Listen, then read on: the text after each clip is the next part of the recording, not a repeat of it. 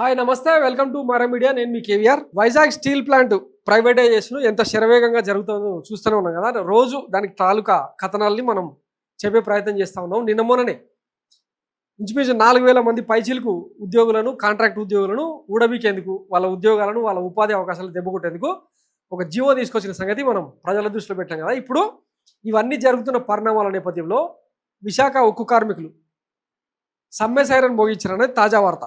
ఈ నెల 20వ తేదీ నుంచి నిరవధిక సమ్మెకు కార్మిక లోకం సమ్మెకు దిగుతూ ఉందంట.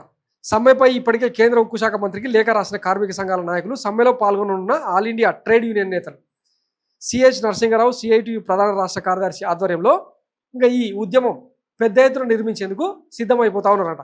4,000 మంది కాంట్రాక్ట్ కార్మికులను తొలగించారు. స్టీల్ ప్లాంట్కు కూటమి ప్రభుత్వం నమ్మక ద్రోహం చేసిందని పెద్ద ఎత్తున నిరోధిస్తూ ఉన్నారు. అలాగే ప్యాకేజీను అప్పులను తీర్చడానికే వాడుతున్నారు. ఉద్యోగులకు జీతాలు ఇవ్వడం లేదు. ఉద్యోగుల అలవెన్స్ను తొలగించారు. 16 రెట్లు విద్యుత్ ఛార్జీలు పెంచారు. కొత్త ఉద్యోగాల భర్తీ చేయలేదు. ఉద్యోగులపై పనిభారం పెరుగుతూ ఉంది. సో ఇక కొత్తగా అంటే బొగ్గు, ఇతర స్టీలు ఇట్లాంటివి ఈ కంపెనీకి హ్యాండ్ ఓవర్ చేస్తే ఇంకా అంతకు మించిన అంటే గతంలో జాతిరత్నంగా గుర్తింపు పొందిన ఈ కంపెనీని ప్రైవేటైజేషన్ చేయాలన్న అంత ఉబలాటం ఏంది? గతంలో వైఎస్ జగన్మోహన్ రెడ్డి ఉన్నప్పుడు ఇంకా ప్రైవేటైజేషన్కు పావులు కదుపుతా ఉన్నాడు. కేంద్ర ప్రభుత్వం దీని మీద సీరియస్గా వర్కౌట్ చేస్తూ ఉందని చెప్పి విమర్శలు చేశారు కదా.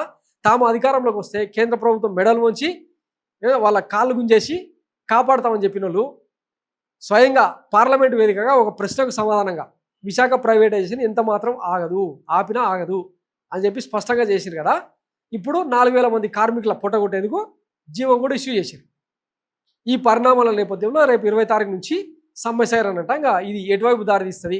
కూటమి నేతలకు ఏమైనా విశాఖ ఉక్కు కార్మికుల మీద ఏమైనా మనసాక్షి ఉందా? వాళ్ళ ప్రయోజనాలు కాపాడేందుకు ఏమైనా దిగి వస్తుందా అనేది వేచి చూద్దాం. Thanks for watching Mara media. నేను మీ కేవీఆర్. Thank you.